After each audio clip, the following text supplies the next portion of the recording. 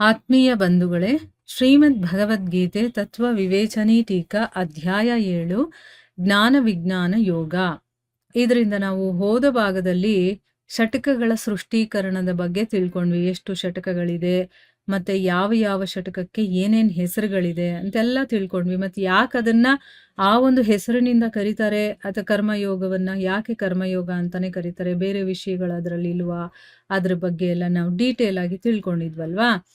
ಈಗ ಈ ಅಧ್ಯಾಯಕ್ಕೆ ಜ್ಞಾನ ವಿಜ್ಞಾನ ಯೋಗ ಅನ್ನುವಂಥ ಹೆಸರನ್ನ ಕೊಟ್ಟಿದ್ದಾರೆ ಅಲ್ವಾ. ಅಧ್ಯಾಯದ ಹೆಸರೇನು? ಜ್ಞಾನ ವಿಜ್ಞಾನ ಯೋಗ ಅಂತ ಅಂದ್ಬಿಟ್ಟು. ಈ ಹೆಸರು ಬರೋದಕ್ಕೆ ಕಾರಣ ಏನು, ಯಾಕೆ ಇದಕ್ಕೆ ಜ್ಞಾನ ವಿಜ್ಞಾನ ಯೋಗ ಅಂತ ಹೆಸರಿಟ್ಟಿದ್ದಾರೆ ಅನ್ನೋದನ್ನ ಈಗ ತಿಳ್ಕೊಳ್ಳೋಣ. ಪರಮಾತ್ಮನ ನಿರ್ಗುಣ ನಿರಾಕಾರ ತತ್ವಗಳ ಪ್ರಭಾವ, ಅಂದ್ರೆ ಆ ನಿರ್ಗುಣ ನಿರಾಕಾರ ತತ್ವಗಳ ಪ್ರಭಾವ ಏನು, ಅದರ ಮಹಾತ್ಮ್ಯ ಏನು, ಅದು ಹೇಗಿರತ್ತೆ, ಏನು ಆ ರಹಸ್ಯಗಳು, ಇದನ್ನೆಲ್ಲ ರಹಸ್ಯ ಅಂತ ಹೇಳ್ತಾರೆ ಅಲ್ವಾ. ಈಗ ನಿರ್ಗುಣ ನಿರಾಕಾರ ತತ್ವದ ಬಗ್ಗೆ ನಮಗೇನೂ ಗೊತ್ತಿಲ್ಲ, ಅದು ರಹಸ್ಯವಾಗಿ ಇದೆ.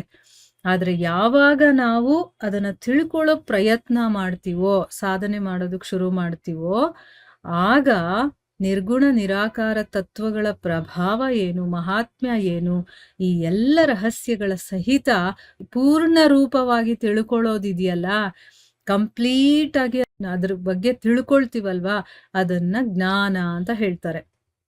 ಮತ್ತೆ ಸಗುಣ ನಿರಾಕಾರ ಮತ್ತೆ ಸಾಕಾರ ತತ್ವಗಳ ಲೀಲೆ ನೋಡಿ.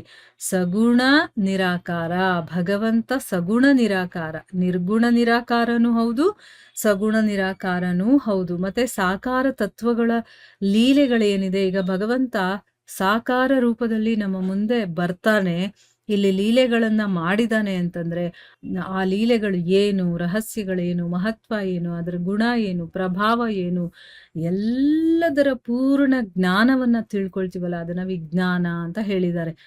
ನಿರ್ಗುಣ ನಿರಾಕಾರ ತತ್ವಗಳ ಬಗ್ಗೆ ತಿಳ್ಕೊಳ್ಳೋದು ಅದನ್ನ ಜ್ಞಾನ ಅಂತಂದ್ರೆ, ಸಗುಣ ಸಾಕಾರ ಭಗವಂತನ ತತ್ವಗಳ ಆ ಲೀಲೆಗಳ ರಹಸ್ಯಗಳನ್ನ ತಿಳ್ಕೊಳ್ಳೋದು, ಆ ಜ್ಞಾನವನ್ನ ವಿಜ್ಞಾನ ಅಂತ ಹೇಳಿದ್ದಾರೆ. ಈ ಜ್ಞಾನ ಮತ್ತೆ ವಿಜ್ಞಾನಗಳ ಸಹಿತ ಭಗವಂತನ ಸ್ವರೂಪ ಏನು ಅನ್ನೋದನ್ನ ತಿಳ್ಕೊಳ್ಳೋದಿದೆಯಲ್ಲ, ಅದು ಸಮಗ್ರ ಭಗವಂತನನ್ನೇ ತಿಳ್ಕೊಳ್ಳೋದು ಅಂತ ಅರ್ಥ. ಮೊದಲು ನೋಡಿ, ಈ ವಿಷಯಗಳೆಲ್ಲ ನಾವು ತಿಳ್ಕೋಬೇಕು. ಜ್ಞಾನ ಅಂದ್ರೆ ಏನು, ವಿಜ್ಞಾನ ಅಂತಂದ್ರೆ ಏನು, ಅದ್ರಲ್ಲಿ ಏನೇನೆಲ್ಲ ಬರುತ್ತೆ, ಆ ವಿಷಯಗಳನ್ನೆಲ್ಲ ತಿಳ್ಕೊಂಡು ಭಗವಂತನ ಸ್ವರೂಪವನ್ನ ತಿಳ್ಕೊಳ್ಳೋದಿದೆಯಲ್ಲ, ಅದನ್ನ ಸಮಗ್ರ ಭಗವಂತನನ್ನ ತಿಳ್ಕೊಳ್ಳೋದು ಅಂತ ಹೇಳೋದು.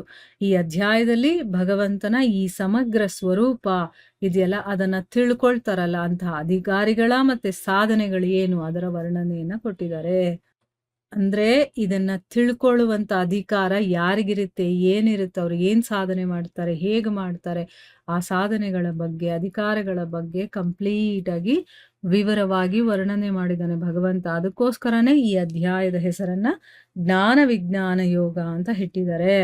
ಈಗ ನಮಗ್ ಗೊತ್ತಾಗಿದೆ ಅಲ್ವಾ, ಜ್ಞಾನ ಅಂತಂದ್ರೆ ಏನು, ನಿರ್ಗುಣ ನಿರಾಕಾರ ತತ್ವಗಳ ಬಗ್ಗೆ ಕಂಪ್ಲೀಟ್ ಆಗಿ ಆ ರಹಸ್ಯಗಳು ಏನಿದೆಯೋ ಅದನ್ನೆಲ್ಲ ಕಂಪ್ಲೀಟ್ ಆಗಿ ತಿಳ್ಕೊಳ್ಳೋದನ್ನ ಜ್ಞಾನ ಅಂತ ಹೇಳ್ತಾರೆ. ಇನ್ನ ಸಗುಣ ನಿರಾಕಾರ ಮತ್ತೆ ಸಾಕಾರ ತತ್ವಗಳ ಲೀಲೆ, ರಹಸ್ಯ, ಮಹತ್ವ, ಗುಣ, ಇದ್ರ ಬಗ್ಗೆ ಕಂಪ್ಲೀಟ್ ತಿಳುವಳಿಕೆಯನ್ನ ತಿಳ್ಕೊಳ್ಳೋದನ್ನ ವಿಜ್ಞಾನ ಅಂತ ಹೇಳ್ತಾರೆ. ಈ ಎರಡರ ಸಹಿತ ಭಗವಂತನ ಸ್ವರೂಪವನ್ನ ತಿಳ್ಕೊಳ್ಳೋದನ್ನ ಸಮಗ್ರ ಭಗವಂತನನ್ನ ತಿಳ್ಕೊಳ್ಳೋದು ಅಂತ ಹೇಳ್ತಾರೆ. ಸೊ ಈ ಒಂದು ಅಧ್ಯಾಯದಲ್ಲಿ ಆ ಭಗವಂತನ ಈ ಸಮಗ್ರ ಸ್ವರೂಪ, ಅದನ್ನ ತಿಳ್ಕೊಳ್ಳುವಂತಹ ಅಧಿಕಾರ ಏನು ಮತ್ತೆ ಸಾಧನೆ ಏನು, ಅದರ ವರ್ಣನೆ ಕಂಪ್ಲೀಟ್ ಆಗಿದೆ. ಅದಕ್ಕೋಸ್ಕರ ಈ ಅಧ್ಯಾಯದ ಹೆಸರನ್ನ ಜ್ಞಾನ ವಿಜ್ಞಾನ ಯೋಗ ಅಂತ ಇಟ್ಟಿದ್ದಾರೆ. ಸೊ ಇಲ್ಲಿಗೆ ನಾವು ನಿಲ್ಸೋಣ. ಹರೇ ಕೃಷ್ಣ.